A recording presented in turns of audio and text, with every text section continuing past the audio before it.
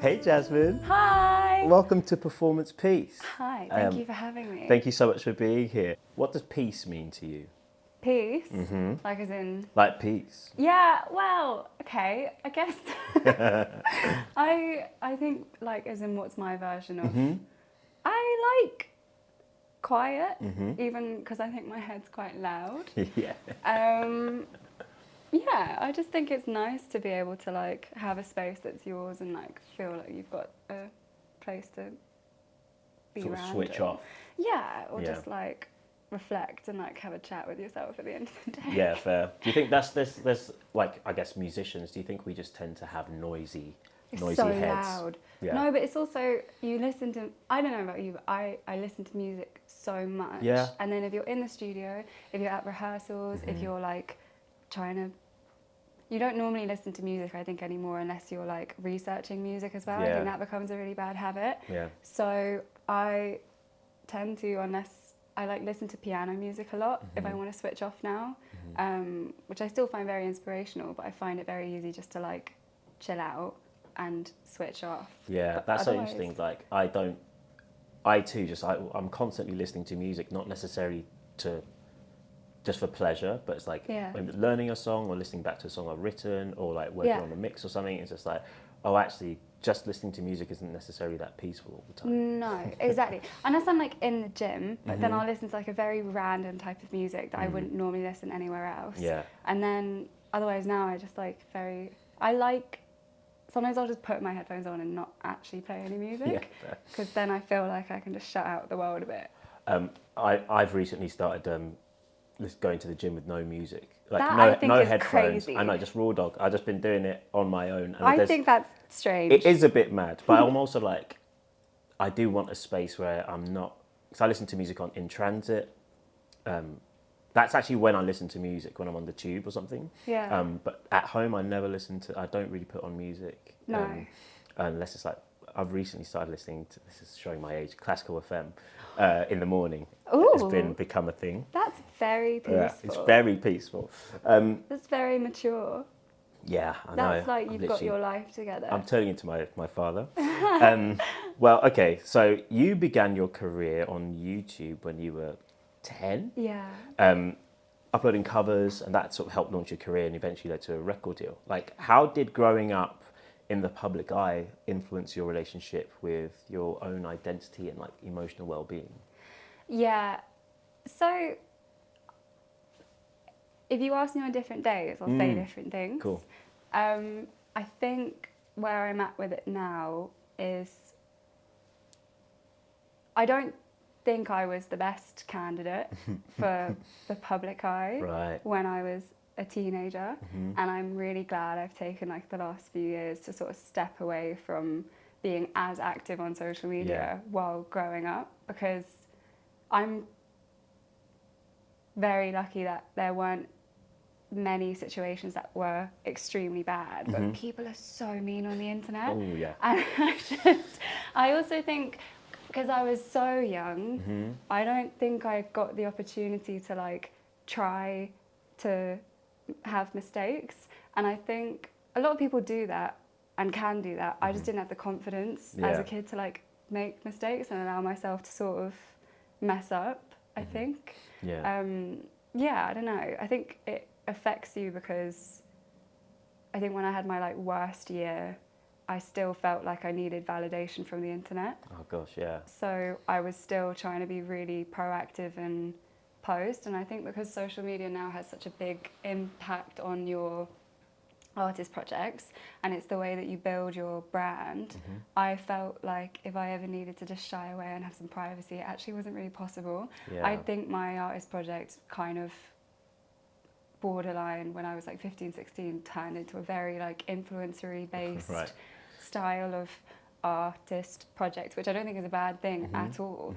But it means that you have to be constantly quite present and you also have to stand behind what you say. Everything. And I didn't, not that I didn't have any like clue on what was going on or something that I cared about or had like things that I stand behind, but it just, you have to have it with a lot of confidence and it doesn't allow you as much freedom to sort of explore things without consequences. Right. And I think if you're confident, great, go for it. It doesn't really, you won't care. But I think because I come from quite like a timid background, like family, Right. it was very nerve-wracking, the idea of doing anything wrong or trying things. And I don't know, it just kind of melted down the last, when I had like a bad year. Yeah. I was like on the internet with like, just, I don't know, I look back and I'm like, I did not do well. Oh gosh. But it's fine. Was there a separation between, say, like, so even from a young age, there's Jasmine the person and Jasmine the artist? I think now I can see myself as like Jasmine A and person. then an artist. And I think back then I had an idea of what I wanted as my artist project, but very quickly it kind of just became actually just me, because I was 10. Yeah. And Gosh. I just, my only hobby was music. Yeah. So that is me, you know? And I think by the time I was like in the deal, they were very much like, what do you want to say with your artist project? And I kind of knew, but it was very much, you have to build stuff more around it. And I just think like, I'm not against signing people when they're young. Yeah. I'm not against that Yeah. specifically. I'm kind of against the lack of support, Yeah. maybe. Lack of care, like. But I guess that happens at any age. Like any age, Yeah. you kind of are a bit like shoved into it and a bit. But when you're a kid, though, I suppose there's a duty of care. I think that's a bit more on the people older than you, I guess, to Yeah. make sure that I guess is looked after. Yeah. Yeah, I guess. Yeah. But yeah, you're right. Like no matter what age, I feel some of these pressures even to this day. Like Yeah. there's a lot that goes on in your head when you're making music for a living. Because now you're sharing things a lot more. I'm kind of like, I struggle with committing to being open on the internet because I know this week I feel really happy. Great. Like on the way here, the whole day I was smiling a lot. Amazing. So I feel really happy. Even in the rain. In the rain, I'm going for it. But I know in 2 weeks' time I'm going to feel really shit.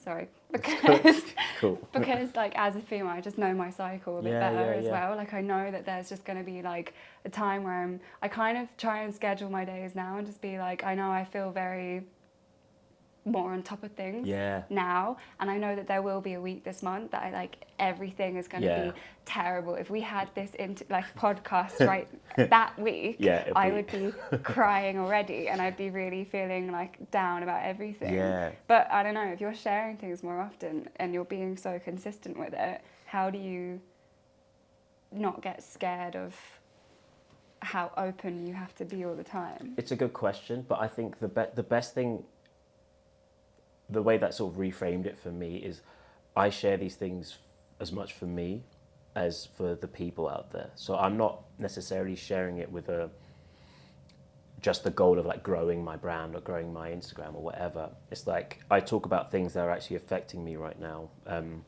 Yeah. Like the other week I heard a phrase that was, no one's going to love you exactly the way you want them to, because that's your job. And like that floored me, and I was in that moment, and I immediately felt I had the need to share it, and that post did really well, and it started really lovely conversations in the comment section. Yeah. It ended up being the subject of my newsletter that week, and I think that's become the best way of mining my emotional and like internal world at the moment, Yeah. because there's always something going on inside, but instead of like manufacturing what I want to share, I just kind of try and listen and look inside. So I also just somehow have quite a high bandwidth for doing it. But on that subject, it's like what you were just saying sounds really good. Like it sounds like you kind of know yourself. Like you're like, I feel really good this week. I know there's probably a week coming up this month that's going to be terrible. Like are you able to be kind with yourself with that? Like is this kind of internal knowledge that you've gained recently, or? Yeah. Okay. It's so recent, and it still kind of dips away sometimes. But I wish I had this like 4 or 5 years ago. But I think everyone goes through this, and I think you slowly start knowing yourself more, which is funny because it's you. Yeah. But I think I like have just.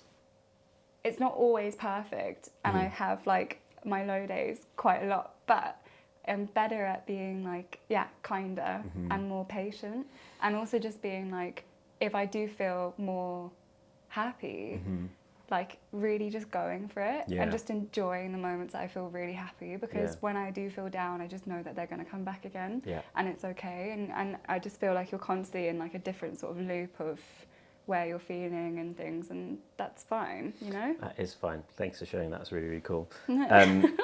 You've worked across a lot of different kinds of genres, like acoustic to EDM. How do you navigate the different creative environments without losing yourself or without getting overwhelmed, or do you? I think like I don't. Okay. Because I think I've got like a lot of time for like different types of music.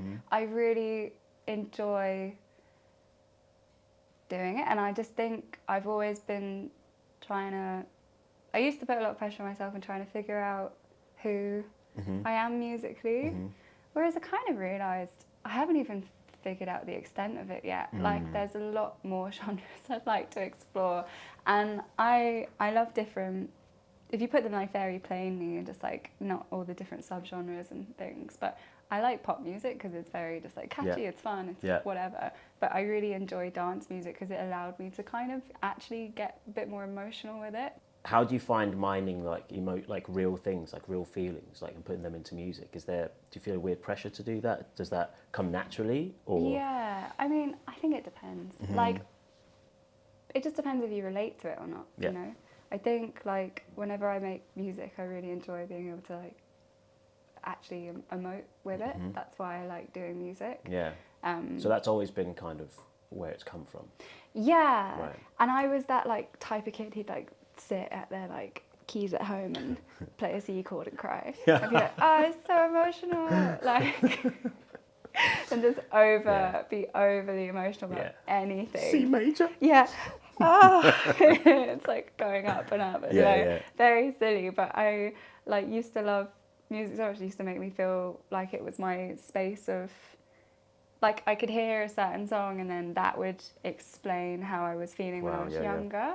When there was like different things going on in my life at that age, which maybe aren't crazy, but I don't know, it made me feel something. So when I make music now, it's kind of like, I don't know. I think you got to relate to it, otherwise why would you do it? Yeah, there's something, I actually more recently have started leaning into making music more personal. It's funny, like in general as a person and on the internet, sort of just me just speaking, I'm very candid and very open. Whereas with my music, I think has always been a bit more storytelling or slightly separate. Do you want it to be more reserved? Well, I don't know. I never necessarily directly used music to express real feelings. I just liked writing music in whatever flavour or colour it came in. But I really recently, just due to things happening in my life and just, I think maturing as a musician, like I've really started leaning into the real stuff that like resonates with me. I mean, you must have a lot of stories that you could actually like make some like proper real music. Yeah, there's some deep tunes coming. But yeah, I love how music can be so emotionally resonant. So your piano has been described as your safe place. A place where you can process your feelings through melody. Can you share how music has served as an like emotional anchor in your life? Has it always been like your North Star? Yeah, it has. And I don't know where it came from and why it began like that. Yeah. But I just think, especially as a teenager, like growing up and things, I just always felt like I could just express myself a bit more. I'm not very fluent with it. It's not like I can go and sound like I'm not going to pull anything off, but I still stick to my C major. But I feel like music has been a place that I like really enjoy. When I got to like 17, 18 and I was towards the end of, that's when I started really questioning and feeling like I wasn't entirely sure about how the music industry was making me feel about music itself. Right. So I decided to take like a break at that point, and I was very angry at that age because I felt like music is the one thing I really enjoy, and certain things had made me feel like people had sort of taken that right away. Right, yeah. And then it kind of felt really empty. So for a long time, I just didn't really enjoy it. So it has sort of been the North Star. And eventually when I started to actually really enjoy it again after like a few years, it felt great. It felt like really freeing. Because I was like, okay, I missed that. I missed being able to do it. But I think like, you know, when you go through phases of like struggling with like writer's block or there's no inspiration in like the music you hear around, or like you're struggling to find new music and stuff, I think it's great when you just go back to the old things that you used to love and listen to and just find like what really connects with you. Like the album that I loved when I was like, I don't know how old, like 12 or 13, I can still listen to it now and it's like, you know how old my car is. I can sit in my car and play like the CD and it still makes me cry when I hear certain songs. And it's always going to be like a North Star. My piano is currently out of action, which sucks. Poor piano. I know, I feel really bad. It's just stuck in the garage. And I feel really bad because it's beautiful. And I ended up getting like a... Someone messaged me one day and was just like, do you want a piano? And I was like, I'm not going to say no. Wow. Right? And it's got a really cool story behind it. Like all of this stuff, when I was like more and more, I was like, this makes so much sense. I got it. And I'm just not gelling with it. But yeah, I took it and I'm enjoying it. I'm trying to like get more into it. It's like super bright and it doesn't have any of the dampeners. Oh, cool. So it's got its own... It's so different to what I used to have. And I think like, I don't know, I'm just enjoying it, seeing how I feel. You collaborated remotely during lockdown and navigated creative isolation. What helped you stay grounded creatively and emotionally during that time? I'm not gonna lie. Yeah. I don't think I did. Okay. Like I don't think I did stay very creatively grounded. Okay. I think I crawled out of my early 20s. I was so lucky that I could like share stuff. I released some songs. To be honest, those last 2 years of my music career at that stage, I was really pushing to get out of my label deal. Right. So everything I was kind of making was just to honour the contract and get it just done. Right. Yeah. Right. And I really enjoyed making some of it. And music is music, and like I love all music. Like it's fine. I just felt very like I was in a really lucky situation and I was in like a really good place and I'm so lucky that like lockdown wasn't the worst time for me in comparison. I just think like found it really strange and difficult, and I don't know if you have this as well, or maybe you don't, because you probably don't, but like I like sometimes I see other artists during that time who are like releasing albums. Yeah, that's mad. Like they were so creative during that time. I just didn't feel it. Yeah. I wasn't there. I think I needed to like hibernate. If I could do like the last 4 years again, it's not that I have crazy regrets. I just wish I could like I've just pulled away and just not like, sometimes I think you have to learn to let go of the rope, and if it's not your time to like share with the world, then I think that's fine. And I was feeling really pressured because I was like trying to get out of my deal and then also show to people that I was being artistic and productive, ready, and I'm still posting, I'm going to do a Instagram live and all of this stuff. And it's just, it felt very, I don't know, not to say that I'm not proud of anything, but I just think creatively it was more fun learning how to draw. You know, like it was more fun watching other people doing Instagram lives, and it was more fun. Like I feel most creative now when I don't do music. Yeah. Do you get what I mean? I totally understand what you mean. Like, is there something about when you do it for a job, or like some days where, like, I mean, I think like on the way here, well, just before you came here, you're in the studio, like, you know, and it's like, there's something about, you know, you get into the studio, you kind of have to be on and you kind of have to do it, but it's like, part of that is creativity and inspiration, but part of that's the skill of having done it a lot, and you kind of know the ways of building a song and getting to where you need to get to. I feel most creative when I'm cooking, and it's just like that feels like jazz to me. And it's amazing the power of also being bored. Like just I have the maddest thoughts when I'm on the bus, or you know, like just these random times when I don't have anything to think about or do, and just like all this creativity starts flooding in.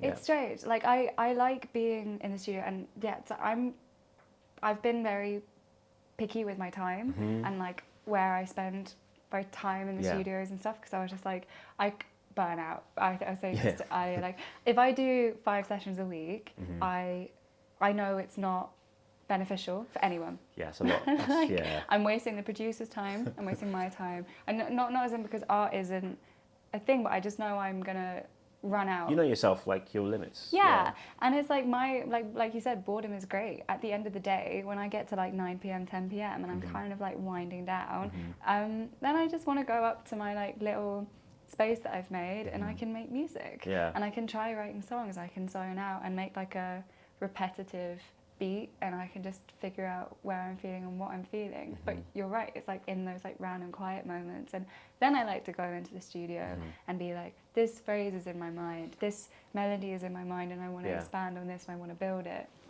Doing the whole like writing session culture as an artist, as a songwriter or as a producer, it makes sense. Like that's totally fine. Yeah. As an artist, I think it's so strange. But you make most of your stuff. Are you doing it in studios or? Again, a bit like I'm in loads of different places, or my studio or my space. And one thing that I think has been apparent from everything you've been saying, correct me if I'm wrong, but it sounds like what is beneficial for you is sort of taking breaks. Like you seem to have like a healthy relationship with taking breaks. I hope so. Yeah. I'm trying to figure out if it's a good thing or not. It sounds. I mean, to me, it sounds like a good thing. I think probably there's a bit like you were saying about lockdown. How like I also felt that pressure where it's like everybody, loads of friends of mine looked like they learned how to take professional level photographs. They learned how to edit music videos.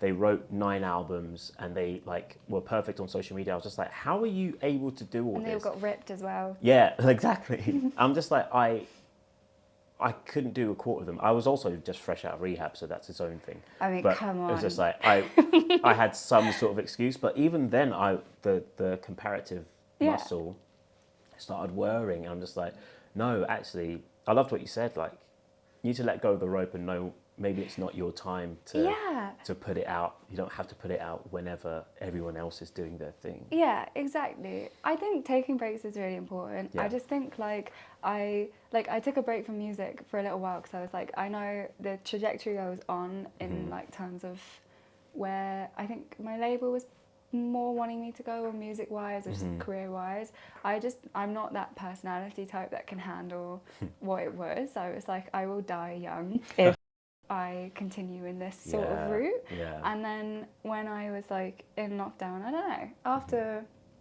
you have to take breaks and you have to take care of yourself, because if you have the luxury to, obviously, like I understand not everyone can just like take their foot off the pedal. True. Is there a moment when opening up, whether through your music or reaching out for support, that changed how you think about mental health in the music industry? Yeah, I mean, there's like multiple different moments. I think anytime I've slowly started being a bit more open to people online, the more I realise so many people are going through similar things in their head, which I think is a really comforting situation. But it also makes you realise you can reach out a lot more, you can talk to people a lot more.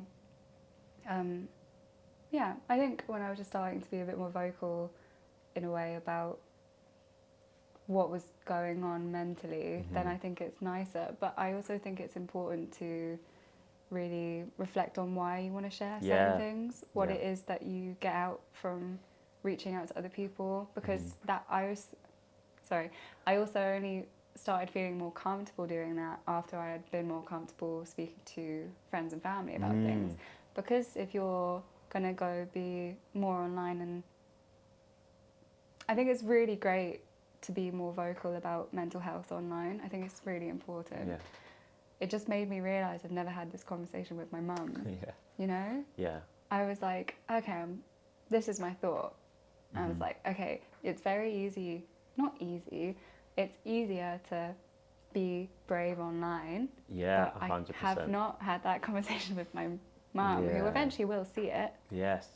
And then it's like you have to be very willing to have that conversation, which I think is what art is about anyway. You know? I think that's a really good point. It's like it's all well and good expressing these things online, but it's like it's just as important. In fact, it's more important that you also have friends, and like you're talking about these things in real life with people that you know. Like I get people asking me about mental health things in the DMs and like how do I get sober and all this stuff. Yeah. The first thing I say is like not just talk to somebody, but talk to someone that you know. Yeah. There's somebody around you that loves you, that cares for you, because it is hard and it is difficult. Maybe feels a bit awkward as well. But you shouldn't. Your only refuge shouldn't just be online. I don't think. Totally. Yeah.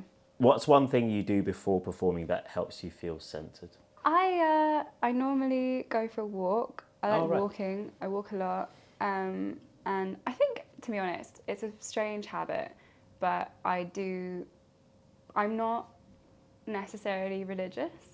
I'm definitely more leaning towards like spiritual, but there is like a prayer that has followed me around now. And I say it before anything I do that is slightly freaking me out. Anytime I land in a plane, anytime we take off, anytime we go on stage, anytime I'm like feeling anxious and I like go into the room, I like normally say that, and I think it's the Serenity Prayer. And because my dad before my dad passed away, and he was sober for 13 years, and then I think after he passed, just since then it's literally just been like, okay, I'm just gonna say it because it's just always do you mind sharing it with us? I'm going to forget it now. It's please give me the serenity to accept the things I cannot change, the courage to change the things I can, and the wisdom to know the difference. That's it. That's why I always kind of just very quickly, I'm just like, no. It's a beautiful way of, and I love the word centered as well. It's just like, it doesn't necessarily, often we talk about God or the Almighty or the universe or the higher power being sort of like an out there thing, whereas actually I think you need to get more, it's there actually.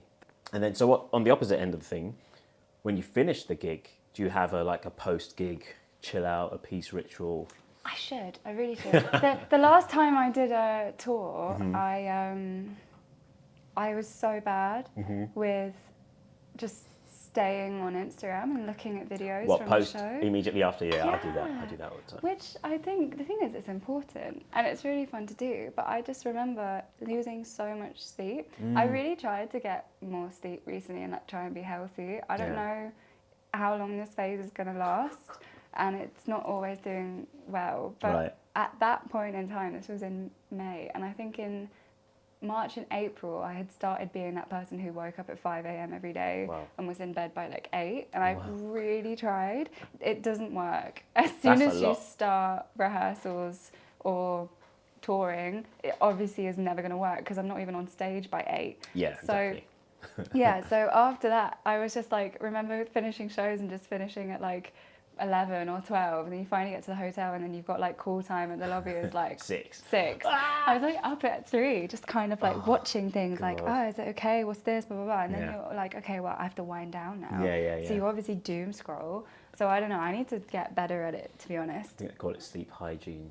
Mine is not great either. But because after a show you get so buzzy, and also you have to talk to so many people, you have to just enjoy it, enjoy like that, because it's not forever. Yeah, it's true. I've always said though that actually, as a sober person, like the threat for me actually isn't feeling terrible. The threat for me is actually when I feel really good and I want to keep it going. Like that's why like post gig in particular is actually way more of a pregnant moment than like before or anything else to do. Like, because it's like, especially if it was a good show and like everyone backstage like high fiving and it's like this buzz and just like, I mean, sometimes you're just like, you're full of adrenaline as well. Like that's the moment that I find. Go low again. It's just like I tend to get myself out of there and then just relax. And actually a bit of doom scrolling is cool actually, I find, but I like to watch stuff on YouTube that has nothing to do with music, just like all the random things. Actually, on that subject, what's one non-musical thing that, like a small joy, that always lifts your mood? I like walking. And like I like watching YouTube videos as well. I started realising it's maybe unhealthy how much like time I waste watching other people live their lives. But it's nice, and I see people like just enjoying their life, and I'm like, yeah, okay. What's becoming a bit of a theme is people talking about the importance of getting outside. I think everybody who's been on this show so far has mentioned being outside has been a really good thing for the brain, you know. Yeah. It's funny, I'm not necessarily super outdoorsy, but the more I do appreciate it more and more every day. It's so important. Yeah. I know it's not always accessible, which is strange. True. But it's like whenever I feel really low, I go on a drive, I take my dog and I go to this hill and I sit on the hill, because if you want to go to like the deeper levels of all of it, there's so many books out there which is like grounding and actual like being in touch with earth is super important. If you want to go super hippy dippy with it, you can run for miles, go hug a tree, because you can and it's fine. I don't necessarily do that, but I know that when I feel very frustrated, I can sit and go for a walk or be somewhere and just, I think seeing water is really important, like being out by the river or the coast or wherever you can get it, or just being outside. The main reason I got a dog years ago now is literally I was walking so much on my own anyway. I was like, might as well get some company. Do this with a dog, because a dog might benefit from how much I walk. That is, that's fair. That they have. If you could tell your younger self one thing about balancing creativity and self-care in music, what would it be? They can coexist. Like self-care is creative.